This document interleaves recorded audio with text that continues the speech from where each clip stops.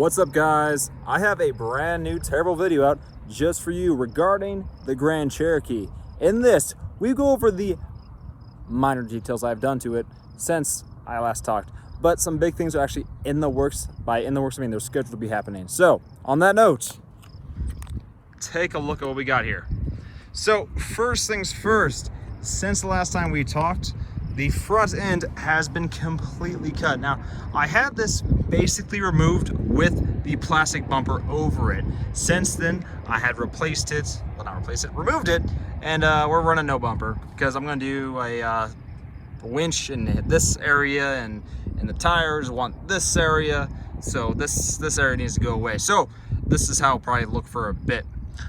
In front here, I did do one minute detail. We got some Rubicon Express RE 1131s, maybe 32s, I forget what they are. Sway bar links. The Rubicon, not the Rubicon Express, the Rough Country ones are made of pencil strength wood. Yeah, that's right, pencil strength wood. So they just bent. So these are stronger, greasable, adjusted, got the correct degree to the sway bar itself, made things a scotch better. In front here also, I have this really rad, which looks pretty crappy right now, Curry steering, which actually costs a pretty good amount of money. I also have a Rubicon Express RE 1650, 1610, I can't remember the part numbers right now, the track bar. So I got that, and this has been on there since March, but this joint from RE is starting to have a scotch, by scotch I mean a significant amount of play. Like, it's very wandery with that. So this is going to get replaced very soon with, obviously not the same kind of design, with a new one. So I like the Curry steering. Curry makes good stuff. Pricey, but good. I'm going to replace this bracket right here. This is the RE 1610, I want to say, track bar bracket. I'm going to replace it with a stock track bar bracket, which I have. It's already been drilled for 5/8, and do a Curry track bar as well. Now, it takes this joint right here and puts it at a 90-degree difference. It points it directly up, and one 5/8 grade bolt. But that's good because that means my pitman arm and my track bar bracket will be at the same angle, and this camera view makes them really look offset. They aren't that bad in all reality, but that'll make these parallel, which is what you want for proper suspension geometry. It allows for no bumps here, nothing like that. So I'm going to do that. I have the parts on order. I've already paid for them. I got the bracket that's been drilled. I got the track bar, and I'll be here tomorrow. Wait, what's tomorrow? Wednesday. Be here in 2 days, and I'll fix this. So that's the front end.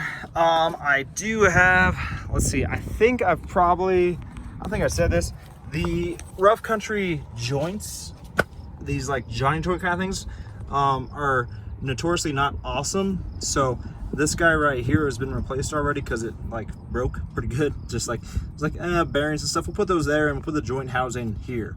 So that's been replaced, and that's going to be the temporary fix. And then my drive shaft was a bit concerned about, but that's been rectified as well. I actually went in there, I pulled that the end of the drive shaft off that goes to the yoke and measured, and it's actually within spec. Just that little dust boot can't stay on. I greased it though, but that dust boot won't stay on. So that's obviously a good marker of that's where it compresses to. So it could be longer, but it works just fine. So that's in the front. In the back, I did a couple things. I added a little poly spacer. I think this is a Daystar spacer. It's an 1 3/4 spacer, and the Jeep has a lot of weight in the back, which we'll go over in a second. Actually, might as well.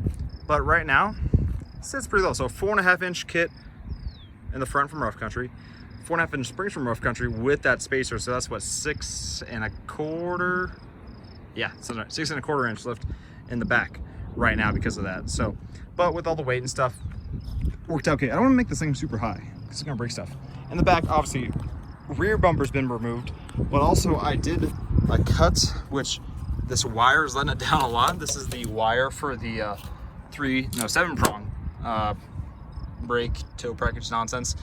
I think Jeep did a really terrible job of making it wire through here. I don't know why they did that, but this needs to go. I mean, there's nothing this thing will ever tow that needs a brake controller because this thing can barely pull itself around. There is a bracket back here, which is still there to a degree. Obviously, you can see I've already cut it, and that's part of the bracket right there. Not my finest work, I'll give you that, but I did it. And then that bumper support that sits over this is gone as well. The remainder of it is still here because the bolts are so rusty. This Jeep came from Nebraska. It was stolen, had many fun things happen to it, but it's kind of rusty. It's my rustiest DJ ever. So, but on the good news though, here's what's in the works. Also, my little exhaust pipes just blew there. I have my DVB something frame stiffeners. I'd love to say I'd like tag them, but I'm not going to. That I ordered, and I sent a picture up. You're like, oh, I can't wait to see the build. Those are going on Saturday. Today is currently Tuesday. So that's going to go, and once again, it's a bumper-to-bumper kind of stiffener, which will be pretty rad. Those are going on professionally, not by me, not drunk old me. It's going to be a good person that knows what they're doing that built buggies that's going to put it on there. So those are going to go on. We'll have full stiffeners. Tomorrow, I have a day off, and I'm going to go and tackle one of the big things with fitting a 35-inch tire. Now, according to the internet, you need a so for a 35, you need like a 4.5-inch kit at a minimum with lots of trimming, but you could do it with a 7 easily. So that's all a lie. So right now you can see the tires, it's right, they clear just fine just going around town. But under articulation, turning, stuff like that, one thing you'll run into are these mounts right here. So you can see that thing is rubbed. The tire is just right there. The pinch weld runs into this. I'm probably gonna remove up to about here on this, but more importantly, I'm gonna take these joints and push them farther forward, and I'm gonna cut.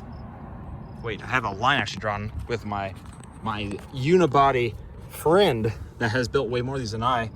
We're gonna cut about that line right there and cut all this off, and then move this front tire forward via the joints, because those rough country joints are threaded for miles. So anyway, pretty cool cut to the front. Very excited to fabricate that. I have to do some of the filter in the box because they live in that area. In the back, back problems. We did those things, blah, blah, blah. I have these rough country joints still. Can't see them on this side. Let's go over here. You can see it. Yeah, you can see them with the camera I can put in there. That upper control arm joint, you can't really tell from here, but it is shot as well. So my plan is to replace them all with Curry joints. Spend the money, get some good Curry joints in there to match up with my Curry steering and my Curry track bar. Probably do some custom lowers in the rear. Uppers don't matter. And then have somebody build a good wide linky thing up front. That'll be good. So, but yeah, that's the Jeep as it sits right now. Looking pretty dirty. Actually driving pretty good. I want to say Iron Rock Off-Road, but it's not. It's Iron Man Off-Road, something like that. They make a rad sector shaft brace for this, and my steering gear is old, and you can't see it from here because it has this factory skid plate. It lives back there. It's over there. Has some pretty good play to it. So I was weighing the options. I was thinking about doing like a hydro assist because, you know, why not? But I'm not going to do that. I'm going to do the Redhead steering gear. I'm going to do a new pump, new lines, new fluid, obviously. I'm going to recycle fluid, I'm not that cheap of a person. And then do that brace to it in combination with the new track bar. She should drive pretty good, I hope. So that's the current situation on the Jeep. I did wheel it, that's why it's a little bit dirty. I actually put a scuff in my B-locks, and yes, I've cleaned it off because like, oh, I done put a scuff in my B-locks. I put one there. I put one over here. Where's it? Oh, it's down here. There we go. Yeah. So anyway, it's been doing things. I've kind of had a rethink of my design. Initially, I was going to do JK axles and the highest tier. Then I was like, oh, I'll do a high pinion 30 and blah, blah, blah, and like WJ knuckles. But I don't feel like I have the time or willpower to do that. And if I can make this thing drive okay as it is, I will. That front low pinion 30 right there probably needs to be demolished. Probably do a high pinion, do some nice Spicer brand new ball joints, do some good chromoly shafts, do maybe an ultimate 30 as you could call it, do the 30 spline inners on the A or B locker in like 588 or not 488s, trusted from Artec. I don't know, I don't want to go crazy. I got a good stuff in the rear though. There's a guy who has a very rad Jeep who has a Wagoneer 44 in the front, which is really not very amazing, but his low opinion. But he has a 8.8 in the back with the truss. And I saw that, I was like, I have an 8.8 in the back with a truss. And he's pushing 40s. So I'm like, ugh, that's pretty nifty. So I'm probably gonna keep this axle. I thought about getting rid of this axle and putting the 44 in, but I can buy Yukon C-clip linear for pretty cheap. Also I was thinking about moving the gas tank to the back. So, but one thing that I think you Jeep people will appreciate, you just unlock it here. It's more of a Tacoma thing because I have gear in here. This is my little configuration in the back here. Now this is a Smittybilt box for a TJ, and it shifts. I need to bolt. It's not bolted down, I hate to say. Let me just move it. There we go. So I can show you it properly. But I got all my tools back here. I think it's locked. Oh, it's not. Oh, that's good. Why is it not locked? What do I get here? I feel like we're light on tools. All the good stuff is here. Anyway, this is my little tool chest I put in the back here. Got my straps, obviously, some of my straps and stuff like that. Pretty cool. Put my stuff back there. I got a bag back here, which is kind of like my to-go bag. Has all really the important stuff in there that you really need. Nice stuff in there. I got a good, this is like a 80,000 pound strap from like an energy company that's obsessively strong. And then I got a power tank down here. And I have a really crappy old MTR that I stole, and it has a TJ wheel in it for a spare. So probably should move it over here because I can't see behind me anymore. But that's in the back. A lot of people will like that. It's pretty cool. Like this setup. I mean, it's not as clean as it could be, but I got some good stuff back there.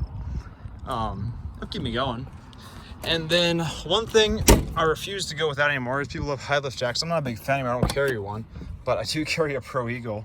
And I'm gonna try and make this because the first time the other day, I've had this vehicle for almost a year now. And for the first time I had somebody in the back seat, 2 people in the back seat, and I'm like, man, I don't really need the back seats anymore. So Pro Eagle lives back here. Gonna find a proper way to mount that down.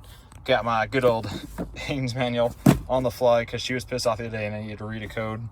And that had the codes in it. I could read what the actual code was. But yeah, that's the plan for now. Stiffeners, cut the front a bit. Back here, we're probably going to do something with this. I already cut a lot. There's a piece that comes down right here, so I cut that off. But I want to cut into this and make that line right there. But we'll take a little bit of work. You got to play with these to see what's structural. But after I put the stiffeners on this, to make this thing actually kind of quasi-rigid. I say quasi because it's full for us, so it's not rigid right now anyway.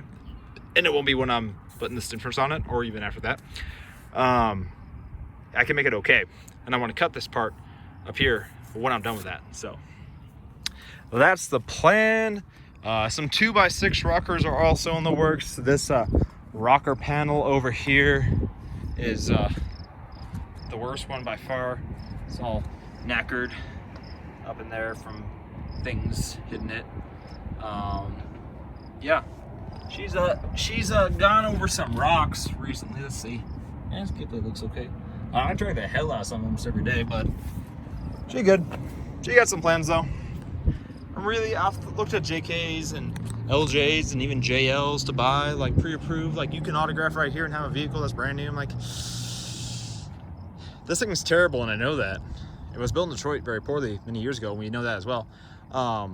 But I know everything about it, and I own it. So I really want a $500 a month car payment for something that I know nothing of and has proven to not be very strong. So that's the Jeep. That's the plan. Give me the money. Just kidding. Don't give me your money. I got enough of my own. Just kidding. I have none. Please help me. Have a great day. Thanks so much for watching. Bye.